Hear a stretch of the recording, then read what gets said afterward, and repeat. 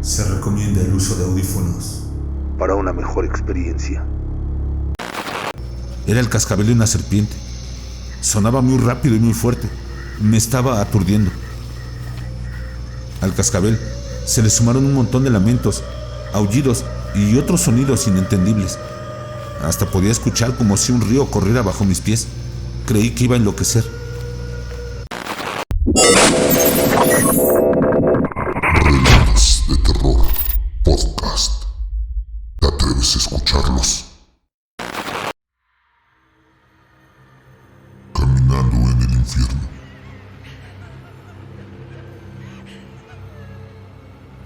Soy un exmilitar y actualmente me dedico a la seguridad privada. Mi jefe es un empresario que vive en San Pedro, en Nuevo León. La verdad, yo no soy mucho de andar contando las cosas que viví en el ejército, porque, sinceramente, la mayoría no son nada agradables. Pero mi jefe tiene cierta fijación por escuchar relatos así, de cosas paranormales y todo eso. Él y yo platicamos poco, porque él no tiene mucho tiempo libre. Pero siempre que lo hacemos, me cuenta cosas raras que le han pasado, con fantasmas, brujas y nahuales. Las únicas horas del día en las que no está trabajando es cuando está con sus hijos. Es divorciado y a sus hijos también les gustan todos los temas paranormales. Y fue precisamente uno de los hijos del señor el que me hizo el comentario que estaría bien que yo contara la experiencia que tuve el último día que formé parte de las Fuerzas Armadas. Así que me animé a contar mi historia de terror.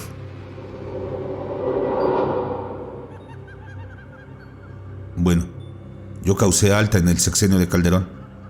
Lo hice porque yo tenía un par de amigos que ya eran militares y en una ocasión que pude platicar con ellos, me comentaron que les habían subido el sueldo. Lo que me dijeron que les estaban pagando era más de lo que yo ganaba en donde trabajaba en aquel entonces, así que me enlisté ese mismo mes. Para que se entienda por qué estaba en el lugar en el que me ocurrió la experiencia, es necesario que les dé un poco de contexto, solo lo básico. Estando dentro, me asignaron a Tamaulipas. Años después, nos trasladaron a Jalisco.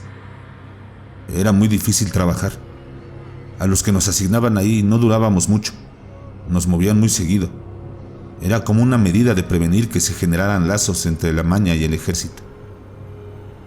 Al principio de este sexenio, fuimos movidos a Zacatecas, que para ese entonces ya llevaba varios años siendo el campo de batalla entre dos cárteles poderosos del país. Zacatecas olía a muerte. Estaba lleno de pueblos fantasma. Toda la gente que habitaba esos pueblos huían. Claro, si las balas no los mataban primero.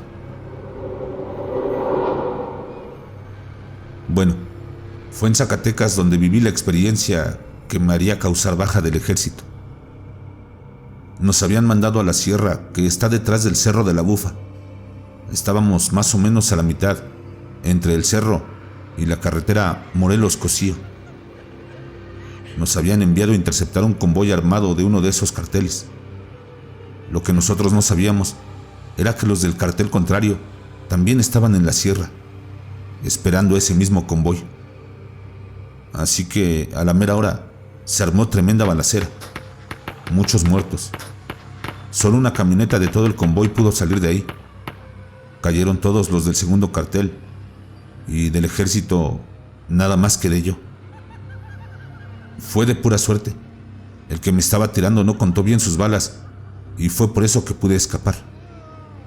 Para ese momento, el convoy que íbamos a interceptar ya se había escapado. Todo esto ocurrió a las 2 de la mañana, así que ahí estaba yo, completamente solo, en medio de la sierra, a mitad de la madrugada y rodeado de cadáveres. Sin más que hacer, empecé a caminar. No pasaron ni 5 minutos cuando empecé a escuchar ruidos. Muchos ruidos que no tendrían por qué sonar a mitad de la sierra. Podía oír pasos. Era un andar tranquilo. Me parecían que eran de mujer, porque sonaban como tacones. Pero el ruido era el que hace un zapato de tacón al moverse por el vitropiso. También se escuchaban como si varios espejos se estuvieran quebrando. El sonido, aunque sonaba a la distancia, tenía mucha nitidez. Recuerdo que al mismo tiempo se escuchaban risas, no carcajadas ni nada escandaloso. Más bien sonaba como las risas que hay en una charla entre personas. Y a pesar de que ninguno de esos ruidos parecía representar alguna amenaza, yo sentía miedo. No podía correr, ni tampoco podía acelerar el paso, porque durante el enfrentamiento, con tal de evitar ser alcanzado por una ráfaga de balas, me había movido de forma brusca hacia unas rocas y una de mis piernas golpeó contra una piedra con filo. Por supuesto que yo quería correr, pero no quería caerme y lastimarme más. Así que simplemente seguí caminando al mismo ritmo. De pronto, alguien me llamó por mi nombre. Eso me hizo detenerme de inmediato. No debería de haber nadie ahí, así que no era posible que alguien me estuviera llamando. Me volvieron a llamar por mi nombre. Era la voz de una mujer. No me atreví a voltear.